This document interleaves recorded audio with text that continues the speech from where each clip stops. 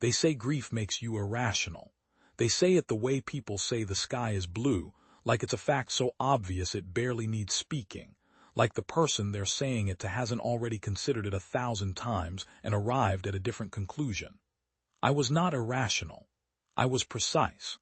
I was the most precise I had ever been in my life, in those weeks after Wesley died, because precision was the only thing keeping me from coming apart at the seams.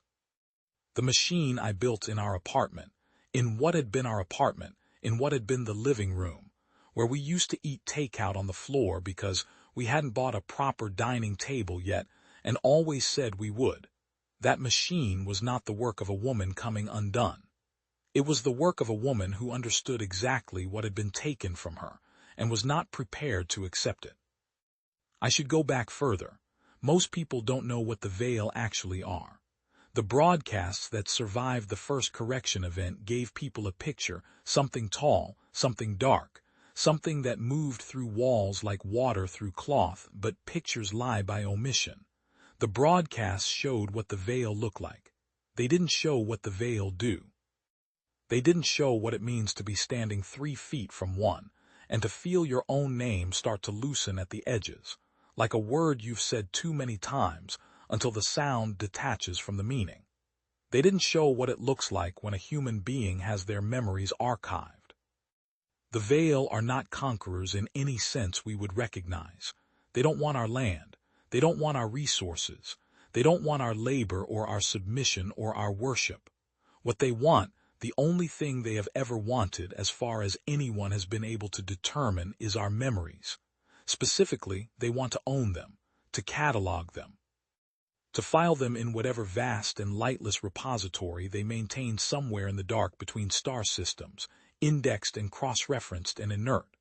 A human memory, once archived by a Vael, is gone from the person it belonged to, not dimmed, not faded, gone the way a file is gone when it's cut from one drive and pasted to another. The person remains. They walk and breathe and go through the motions of a life. But the inside of them is hollow, and over time the hollow spreads, and eventually there is nothing left worth calling a person at all. The Vael called this a kindness. They broadcast that too in the first weeks through every electromagnetic channel they could access. The word they used translated roughly as gift-giving, the same word they used for what they did to whole cities when they descended. They were not invaders. They were librarians. They were preservationists. They had crossed the void between stars to offer humanity the singular honor of having its accumulated experience housed in a collection that would outlast the sun. Humanity, for the most part, was not grateful. I was 26 years old when they arrived. I was finishing my doctoral research in memory encoding, the biological kind, the way a human brain lays down and retrieves experience, which meant that when the initial scientific community scrambled to understand what the Vael were and how they worked, I was one of the few people on the planet with the precise combination of knowledge to matter. I was pulled into a joint analysis group out of a university lab that had been converted to a crisis research facility overnight. I spent 14 months barely sleeping, working with teams I'd never met on problems I'd never imagined, trying to map the mechanism by which the Vael reached into a person's hippocampus and pulled out everything that made them themselves. That was where I met Wesley. He was not a scientist. He was a security liaison attached to our facility, military background, quiet disposition, the kind of man who stood in doorways rather than sitting at tables, who watched rooms the way a person watches a road when they're expecting weather. He had dark eyes and a particular stillness about him that I mistook at first for detachment and came to understand was, in fact, the deepest form of attention I had ever encountered. He listened to everything. He noticed everything. In the first month, he memorized every researcher's name, their specialty, their particular nervous habits. He would bring me coffee without being asked because he had noticed I always hit a wall around 10 in the morning. He did not make a point of this. He simply placed the cup near my elbow and went back to his doorway. We fell into it the way you fall into the kind of love that doesn't announce itself, slowly, and then all at once, And then you can't remember what the world felt like before. We had 2.5 years. That is not very long, I know that. I have spent a great deal of time knowing that. The Vael's archiving protocol, by the time we understood it, worked in stages. The first stage was proximity. A Vael could not archive memories remotely. It had to be present. It had to be within a few meters of the subject. The second stage was selection. The Vael would identify and map the memory structures it wanted before extracting them, which meant there was always a window, always a brief period of seconds or minutes between the moment of targeting and the moment of loss. The third stage was extraction, which was instantaneous once begun. What nobody in our research group had adequately modeled, what I had argued about in papers that got buried under bureaucratic review for months, was the possibility of interference. The Vael's archiving mechanism was not unlike our own biological encoding process in one crucial respect. It required a carrier signal. It reached into the subject's neural architecture and used the subject's own memory consolidation pathways to copy the experience. It was, in other words, not entirely alien in its method. It was parasitic on human biology, and anything that could use human biology could, in theory, be disrupted by modifications to human biology. The machine I built in our apartment was not magic. It was not science fiction in the fanciful sense. It was the most rigorous applied neuroscience I had ever produced, working from 3 years of research into Vael archiving mechanics and my own original work on memory encoding. It did one thing. It disrupted the carrier signal. It flooded the local neural environment with a counter-frequency that made a person's memories unreadable to a Vael, not invisible, but scrambled, the way a radio signal gets scrambled by interference, present but impossible to decode. A Vael trying to archive a protected person would encounter white noise. Static. An error. I built it for Wesley. I built it too late. He was killed 11 days before I finished the prototype. Not archived, killed. There is a distinction, and it matters. The correction events that the Vael occasionally deployed against organized resistance cells were not archiving operations. They were terminations. The Vael didn't want the memories of people who had made it their business to disrupt the archiving process. Those people were removed from the equation entirely.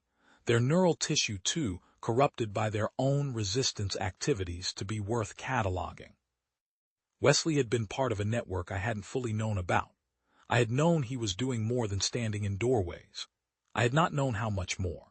He was found 3 blocks from our apartment on a Tuesday morning, and I was notified by a woman named Agent Nunez, who came to the facility with 2 uniformed officers, and said the words in that flat, practiced tone that law enforcement uses when they have said terrible things so many times that the words have gone numb. I went home. I sat on the floor of our living room in front of the half-built machine. I sat there for a long time. Then I got up and finished building it.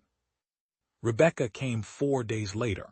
My sister, 5 years older than me, a schoolteacher in a district that no longer had functioning schools, because 3 of the 6 buildings had been used as archiving centers during the last municipal correction event. She stood in the doorway of the apartment and looked at what I had done to the living room. The components spread across the floor, the modified EEG array jury-rigged to a portable signal emitter, the notebooks covering every flat surface, and her face did something complicated. "Nat," she said. "It works," I told her. "I've run the simulations. The carrier signal disruption is theoretically." "Nat," she said it again softer, "he's gone." "I know he's gone. I didn't look up from the calibration I was running. That's not what this is about." It was partly what it was about. I am capable of honesty about that now from the distance of years, but only partly. The machine I was building was not a grief project. It was not a monument or a memorial or an act of denial. It was the thing I had been trying to build for 3 years before Wesley died, the thing that might actually matter, the thing that might actually change what was happening to humanity, one person at a time. His death had not created the project. It had cleared away every last obstacle to my completing it. Grief, it turns out, is an extraordinary focusing agent. It burns off everything that isn't essential. What I was left with, after the burning, was the machine and the knowledge of how to use it. Rebecca stayed for a week. She argued with me every day. She brought a man named Jim on the third day, my therapist, who I had been avoiding for 2 months because I didn't have time for his careful, measured questions about how I was processing things. Jim sat across from me in the one chair in the apartment that wasn't buried under equipment, and watched me with the expression of a person who has learned not to push too hard on load-bearing walls. "You're not sleeping," he said. "I sleep. Natalie. 4 hours, sometimes 5, it's adequate." "For what?" "For this," I gestured at the room. He and Rebecca exchanged a look. I had been the recipient of that look many times in those weeks. The look that said they had discussed me, that they had strategies, that they were going to try something. "There's an agent," Rebecca said carefully. "A federal investigator. He's been looking into the network Wesley was involved with. He wants to talk to you." "Nunez already talked to me." "Not Nunez, someone else. Someone who thinks the work Wesley was doing and the work you're doing might be part of a larger coordinated response. He wants to bring you in, officially. Resources, protection, a team." "No," I said it without hesitation and without looking up. "Nat, they will take the machine apart and study it for 2 years and produce a 40-page report recommending further study. I know how this works.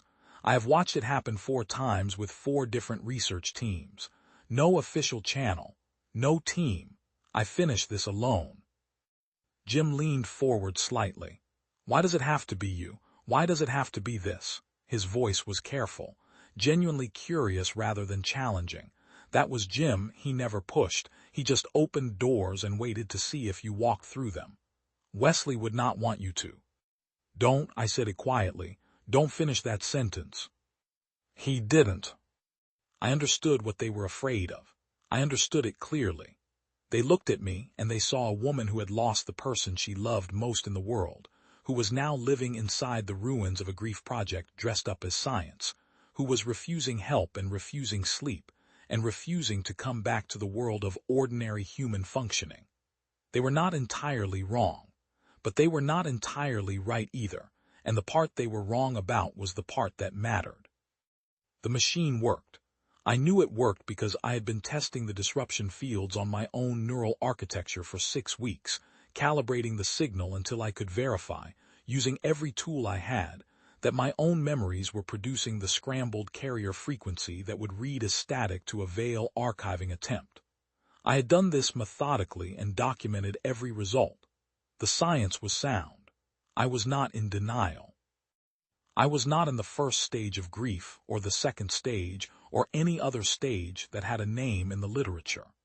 I was in the stage that doesn't have a name, the one where everything that isn't the work has been stripped away, and what remains is very cold and very clear and very fast. 3 weeks after I finished the prototype, I took it out into the city. The city had changed. Every city had changed.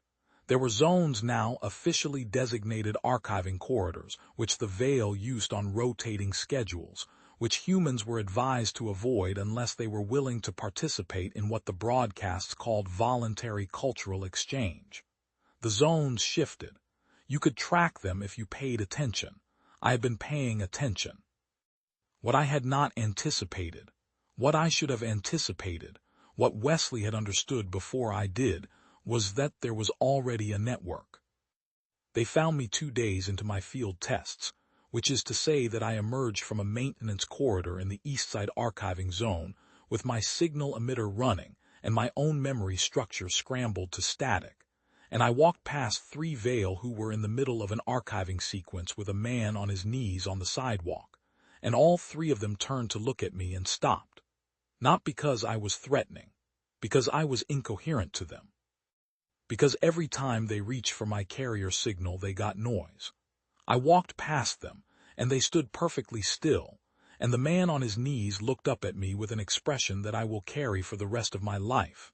This sudden, raw, disbelieving hope, like a man who has been standing in darkness and cannot quite trust the light he is seeing. I didn't know how to help him. Not then. I kept walking. I told myself I would come back. The network found me that night in my apartment. 3 people, all of whom had been part of Wesley's operation and had known my name from his briefings. A woman named Sola, who had been a city infrastructure engineer before the arrival, and was now the closest thing to a quartermaster the network had. A man named Decker, retired military, with the particular economy of movement that men develop after years of carrying weapons in difficult places.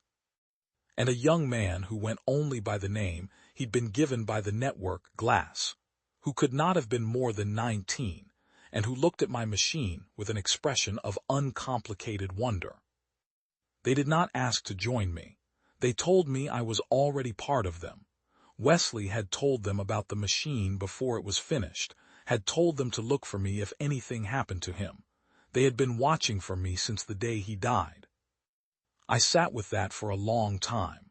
The idea that he had known, that he had planned, that even in the middle of whatever dangerous work he was doing, he had been thinking about how to keep it going if he couldn't.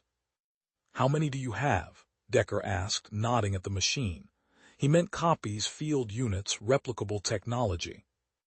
1, I held his gaze, but that changes. It changed over the following months in ways I could not have managed alone. Sola knew supply chains and fabrication networks that had survived the corrections. Decker knew how to move equipment and people without triggering Vael attention. The Vael were extraordinarily sensitive to certain electromagnetic spectra, but almost completely blind to the quiet infrared signatures of small human groups moving on foot through maintenance infrastructure. Glass was brilliant with miniaturization. He took my prototype's components and reduced them, one by one, until what had been a backpack-sized machine became something that fit in a coat pocket, and then in a pendant worn against the chest, and then in a modification to an ordinary hearing aid that no Vael scanner could distinguish from its stated purpose. I want to be honest about what those months cost. The official response was not nothing. There were enforcement mechanisms, human collaborators working with the Vael administration to identify and report disruption activity, and they were effective in ways that the purely alien threat was not. You could learn to be unreadable to the Vael. You could not always learn to be unreadable to frighten people willing to trade information for safety. We lost 2 members of our expanding network to informants in the first 4 months. We lost another to a correction event that we hadn't been able to predict or prevent, a targeted elimination that happened fast and without warning on a Tuesday morning that I will not describe in further detail, because some things lose their truth if you narrate them too carefully. The losses did something to the rest of us that I can only describe as metallurgical. They changed the molecular structure of what we were. The grief was real. We did not pretend otherwise. Decker cried when Sola told him about the second loss. He stepped out of the room and we gave him 10 minutes, and when he came back his face was the same but something behind it was different. Harder and softer at the same time, the way metal is after the forge and the quench. Glass stopped sleeping more than 4 hours a night. I recognized it. I did not comment on it. The thing about the Vael that nobody in the surviving broadcast media ever managed to adequately convey was that they were not malicious. This sounds like a strange thing to say about an entity that was systematically dismantling human selfhood on a planetary scale, but it is true, and the truth of it is important. Malice implies a recognition of the other party as having interests worth harming. The Vael did not recognize human memories as belonging to the humans who held them any more than we would recognize a library book as belonging to the library's collection of ambient dust. To them, our memories were simply data that had been generated in an interesting biological medium, and that would be lost when the medium failed, as all biological media eventually fail. They were saving something precious. They genuinely believed this. In the early recorded interactions between human diplomatic envoys and Vael representatives, the Vael expressed something that their translators could only render as sorrowful incomprehension at human resistance. They could not understand what we thought we were protecting. A biological creature's insistence on retaining the copyright to its own experiences was, to them, roughly equivalent to a tree refusing to be studied, because it preferred its rings to remain unread. This is what made them so difficult to fight in the conventional sense. You cannot shame a Vael. You cannot make them understand, through argument or force or demonstration, that what they are doing is wrong, because the moral architecture in which wrong would apply to the situation is simply not a structure they contain. They are not cruel. They are not arrogant.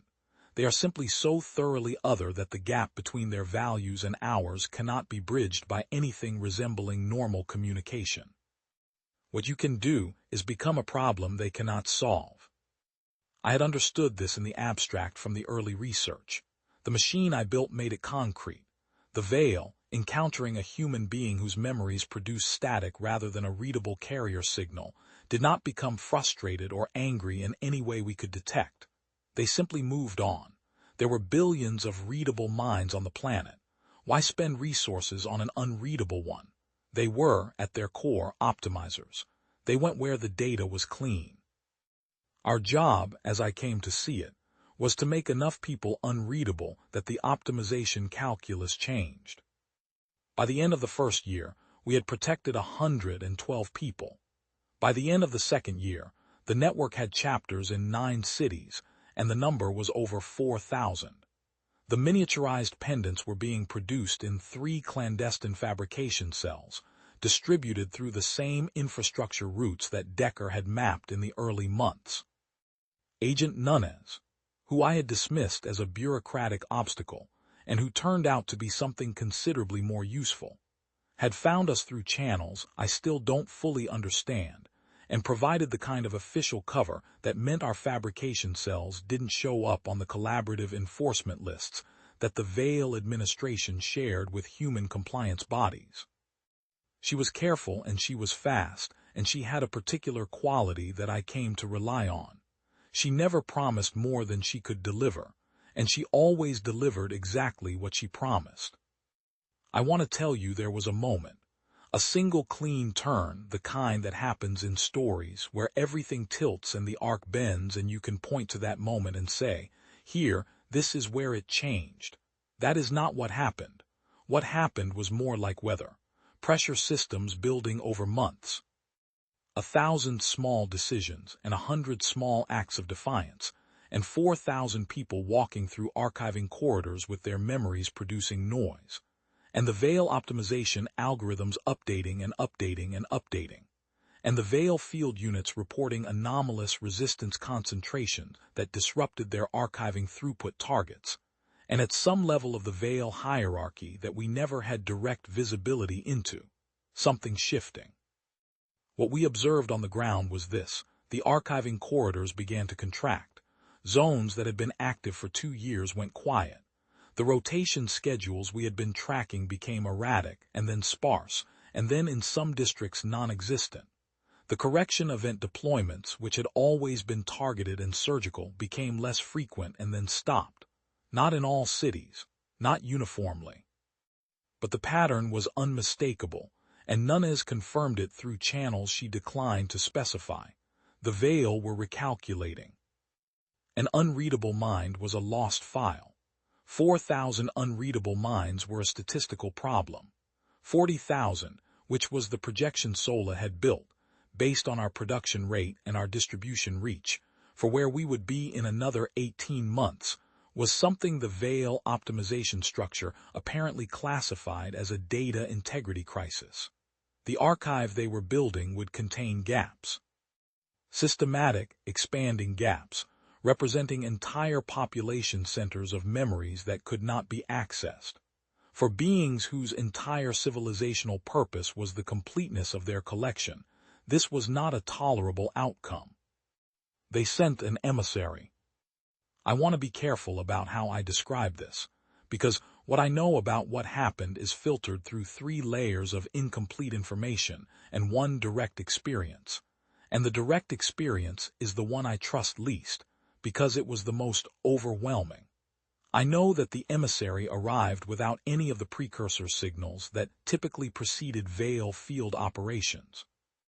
I know that Nunez was contacted through official compliance channels, with a communication that her translators rendered as a request for dialogue. I know that the terms of the dialogue specified a single human participant and a neutral location, and that Nunez, without asking me, which I later forgave her for because I understood why, specified me by name. What I know from being there is this: the emissary was alone. It was tall, taller than a human, with a kind of structural wrongness to its proportions that the mind registered as discomfort without being able to specify exactly why. It communicated through a device that translated its expressions into speech, a flat synthetic voice that didn't modulate in any way that correlated with human emotional register. It told me that the Vael collection was suffering from an unforeseen coherence issue, caused by the expanding zones of memory disruption.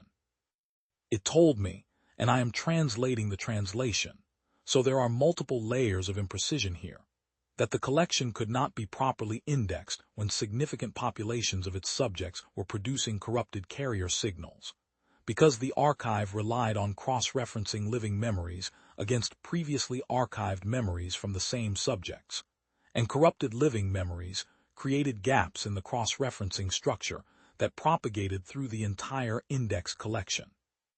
In other words, by making living people's memories unreadable, we were also corrupting the archived memories the Vael had already collected. By refusing to be archived, we were retroactively damaging the archive. The emissary offered a cessation. The Vael would withdraw archiving operations from the zones of highest disruption concentration, which was to say, from the areas where our network was densest, in exchange for our cessation of the disruption technology's distribution. I sat with that for a long moment. The emissary waited. It was very patient. I had been told they were all very patient.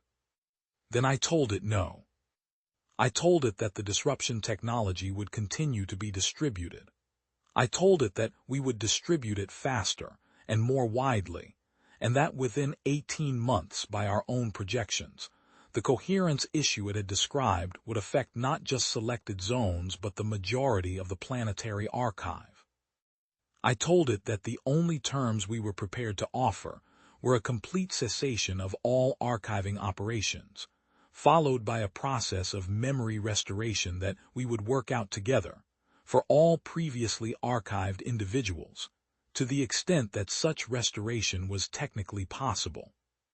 The emissary was quiet for a long time, long enough that I wondered if I had misjudged, long enough that I ran through, in the back of my mind, every scenario in which this conversation ended badly, and what that would mean for Decker and Glass and Nunez and Rebecca, and the 4,000 people wearing pendants, and all the people the pendants hadn't reached yet. Then the emissary asked me a question. The translation was imperfect, but what it rendered as was roughly this: why did it matter? The memories that had been archived were preserved. They were safe. They would outlast the bodies that had generated them by geological timescales. Why did the biological vessels insist on maintaining simultaneous access to experiences that were already safely housed in a permanent collection? I had thought about how I would answer this question, if it was ever asked. I had thought about it since the first week in the research group, 3 years before Wesley died. I had several answers prepared: philosophical, neurological, practical, empirical. I had arguments about identity and continuity of self, about the difference between preservation and theft, about the relational architecture of memory, and how a person's experience of the world is not a file that can be separated from the person without destroying the person. I used none of them. Instead, I told the emissary about the hill. It was not a famous hill. It was a small, unremarkable rise at the edge of a municipal park on the north side of the city, with a view that was good without being spectacular, the kind of view that a person would drive past for years without stopping, unless someone they loved said, "Let's stop." Wesley had said, "Let's stop." He had pulled over without explanation, and we had walked up the hill in the late afternoon, and he had produced a camera, an old film camera, because he had a thing about film cameras, about the specificity of light committed to physical medium, and he had taken photographs of the city from the hill, of me on the hill, of the sky above the hill going from afternoon blue to evening orange while we talked about nothing in particular, the way you talk when you are very happy and have no need to be interesting. That afternoon existed in my memory. It existed precisely and specifically, the texture of the dry grass under my hands when I sat down, the sound of the shutter, the way he looked when he was concentrating on the frame. It existed in me the way things exist when they have been lived rather than merely observed, embedded in the biological architecture of experience, connected to every other thing I knew about him, inseparable from the person I was because it had made me into part of the person I was.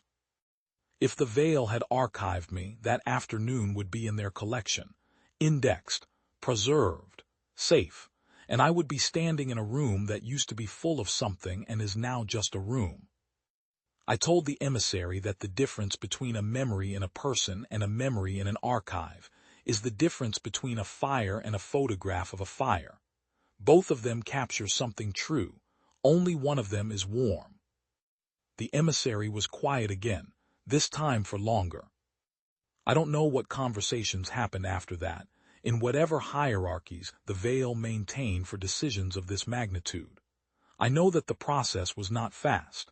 I know that Nunez received 3 more official communications over the following 6 weeks, each one requesting clarification or additional dialogue, each one addressed to me. I know that the network kept distributing pendants during those 6 weeks, because we had agreed, Glass and Decker and Nunez and I, that we would not pause anything, that we would not give the impression that our position was negotiable by behaving as though it were. I know that Glass ran the production output numbers every week and reported them to me with the particular satisfaction of a young man who has found the thing he is good at and knows it matters. I know that on a Thursday morning in what had been the 41st month since the Vael's arrival, every archiving corridor in every city in which we had network presence went quiet simultaneously. And I know that 2 weeks after that, the cessation extended to cities where we had no presence at all. And I know that the restoration process, the technical nightmare of returning archived memories to living subjects, turned out to be possible in some cases and not possible in others, and that the cases where it was not possible were the hardest part of the aftermath, harder in some ways than anything that had come before, because hope is its own kind of weight. Decker didn't talk much about the restoration process afterward. His sister had been archived in the 2nd month, before any of us understood what we were dealing with. She came back partial, some memories intact, others simply absent, gaps in her interior life that she could trace the outlines of without being able to fill them. He sat with her through the medical evaluations and the cognitive mapping and the slow, difficult work of rebuilding what could be rebuilt. He didn't stop. He didn't complain. He showed up every day and he sat with her, and that was what it looked like to keep going when there was no clean ending available. Glass was 22 by the time it was over, if over is even the right word, because the Vael were still present on the planet, still communicating through diplomatic channels, still arriving and departing according to schedules we did not fully understand. They were simply no longer archiving. Whether that constituted victory depended on your definition of victory, and I had become, over those years, suspicious of clean definitions. Rebecca called me from her city 3 days after the simultaneous cessation. She didn't say anything for a moment when I picked up. I could hear her breathing, and behind her breathing the distant sound of ordinary city noise, traffic and birds and wind, the unremarkable music of a world still going. "You okay?" she finally said. "I think so," I told her. "You?" "I think so." A pause. Jim says he's going to charge you double for all the sessions you missed. Tell Jim I'll come in next week. He won't believe me. Tell him anyway. She laughed. It was a short laugh, the careful kind, but it was real. I listened to it and I held on to it, the way I hold on to things now, with a deliberateness that I did not have before, a conscious act of attention, of saying, this is happening, this is real, this belongs to me and to no one else. I still have the camera, Wesley's film camera, the one from the hill. I found it in the apartment after everything ended, on the shelf where he had left it, and I had it developed, the last roll of film still in it, the photographs he had taken that afternoon. They are imperfect photographs. The light was tricky and the exposure on two of them is slightly wrong. They capture something true. They are not warm. But I am warm, and I remember everything. That is the thing the Vael could not understand in the end. Not the technology and not the disruption fields and not the expanding zones of unreadable signal.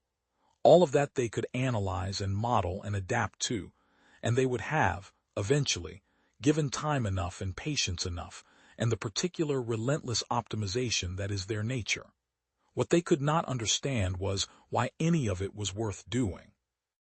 Why a biological creature would endure what we endured, lose what we lost, spend years in maintenance corridors and fabrication cells, and quiet desperation, simply to hold onto the right to remember its own life. The answer is not complicated. It is not philosophical. It does not require translation. We remember because we are the memory. You take that away and you haven't preserved us. You've just left something standing in the place where we used to be. I walked up the hill again after. On a Thursday morning early, when the light was still pale and the city below was just beginning to make noise.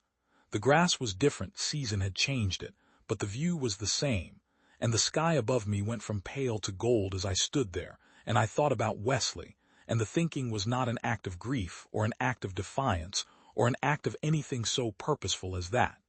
It was just remembering, ordinary and irreplaceable and entirely mine. I stood there until the city was fully awake. Then I went back down,